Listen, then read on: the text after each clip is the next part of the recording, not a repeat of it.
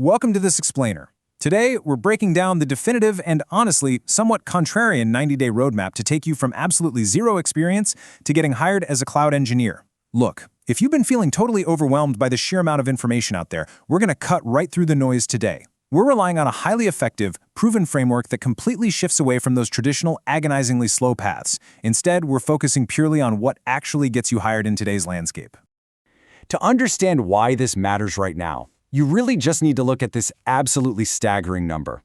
Big tech companies are spending nearly $700 billion on AI and cloud infrastructure this year alone. To put that into perspective, that massive investment is translating into over 1,000 new cloud engineering job postings in the US every single day. The opportunity right now, it is monumental. But despite this massive demand, most beginners are out there struggling to even land a single interview. Okay, let's dive into this and lay out our exact 6-step blueprint. First, we'll look at the 2026 opportunity. Second, laying the IT fundamentals. Third, why you should probably skip the cloud certifications. Fourth, learning to actually code. Fifth, building real portfolio projects. And finally, number 6, getting noticed and hired. So, kicking things off with Section 1, the 2026 Cloud Opportunity, the reality versus outdated advice. While the opportunity is undeniably huge, most beginners are completely sabotaging themselves by blindly following outdated advice, like passively watching tutorials. That brings us right to Section 2. Laying the IT fundamentals. Don't build what you don't understand. I know it's incredibly tempting to just skip the basics and start deploying shiny new cloud infrastructure using AI tools. But deploying infrastructure you don't actually understand? That is a dangerous game that leads to broken, vulnerable systems. So, before you even log into a cloud provider, you absolutely must master these 5 core IT areas. Ready? First, networking. IP addresses, subnets, and DNS. Everything in the cloud runs on networking. Second, operating systems, specifically Linux and the command line. Third, virtualization, which is literally the technology that makes cloud computing possible. Fourth, databases, both relational and non-relational. And finally, security. This cannot be an afterthought, guys. 61% of companies were breached last year. Security has to be baked into your foundational thinking from day one. Once those fundamentals really click into place, it's time to pick a cloud platform. And honestly, stop agonizing over whether to choose AWS, Azure, or GCP. Just pick AWS and commit to it. It has the largest market share, it offers the most extensive free tier so you don't drain your bank account practicing, and frankly, everything you learn there transfers directly to the other platforms anyway. Narrow your focus to core services, EC2 for compute, S3 for storage, IAM for user access, and VPC for your private networking. And this brilliantly illustrates a vital concept called systems thinking. Look, memorizing the names of 200 different AWS services means absolutely nothing if you can't explain how they connect.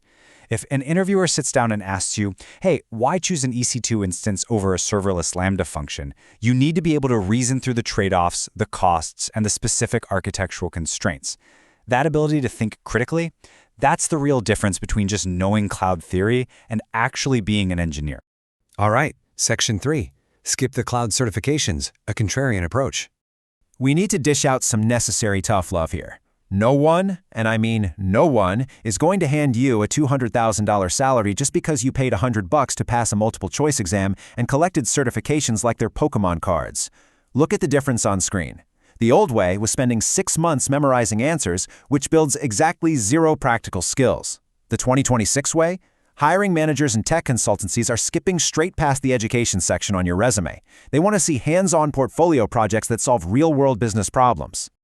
Moving on to Section 4, learn to actually code, your competitive advantage. To really separate yourself from the amateurs, you've got to stop manually clicking around the cloud console. Real cloud engineering revolves around automation and scaling through code. Let's move to and see how this builds into an essential coding progression.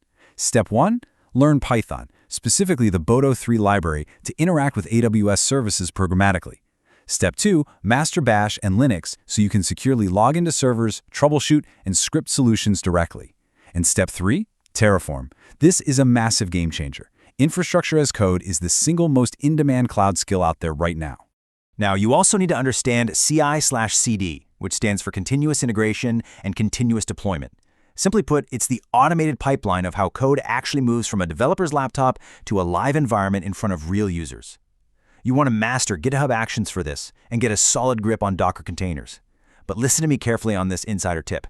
Completely ignore the noise and skip Kubernetes for now. It is way too complex for beginners and will honestly just slow you down. All right, Section 5, build real portfolio projects, the secret strategy.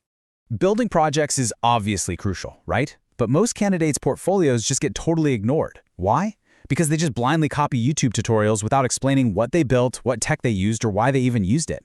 Instead, you're going to use this secret strategy. Go to freelance platforms like Upwork. Search for cloud engineering tasks that real companies are actively paying money to solve. Steal those briefs. Don't bid on the jobs. Just use the briefs as your own personal portfolio simulations. You take a real company's constraints, architect the solution yourself, and set it up.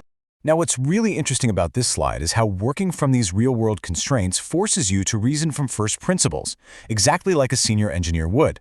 When a brief says small team, limited budget, you suddenly have to weigh the trade-offs of managed services versus self-hosting. Unpredictable traffic? Well, now you've got to engineer autoscaling. Mission-critical data means you're implementing disaster recovery. You aren't just following a tutorial anymore, you're making actual engineering decisions. And as you're building these out, you absolutely should use AI tools like Claude to help break down complex concepts. But heed this warning, do not outsource your thinking to AI if you don't understand what's under the hood. AI is a force multiplier. With solid fundamentals, it makes you incredibly fast.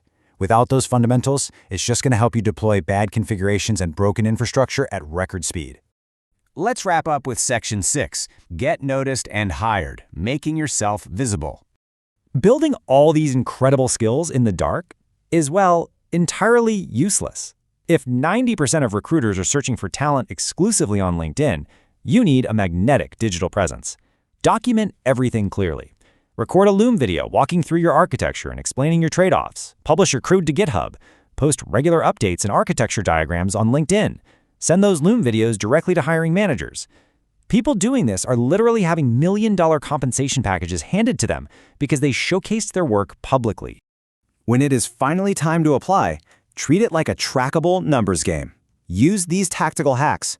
Jump on LinkedIn Jobs and use exact match phrases in quotation marks like cloud engineer to bypass all the irrelevant listings. Tailor your resume using the famous Google XYZ framework, meaning I accomplished X as measured by Y by doing Z, and log every single application in a spreadsheet so you know exactly what's working.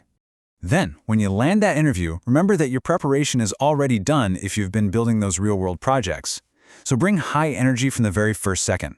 Confidently own your architectural trade-offs, don't undersell your hard work, and definitely don't wait for permission to claim your achievements. And always flip the dynamic at the end by asking, what does success look like in the first 90 days? Finally, we need a bit of a reality check. You might hear people saying the market is shrinking, or AI is stealing jobs, or your background isn't right. But the market is exploding. Real people are landing these jobs every single week. Excuses are just a permission slip for mediocrity. Yes, you might have real disadvantages, but succeeding despite them, that is entirely your responsibility. So the crucial point is this. The only thing stopping you right now is whether you are willing to execute this roadmap. The opportunity is massive, and the blueprint to go from zero to hired is right in front of you. Focus on those fundamentals, learn to automate with code, build projects based on real business problems, and boldly share your work. Will you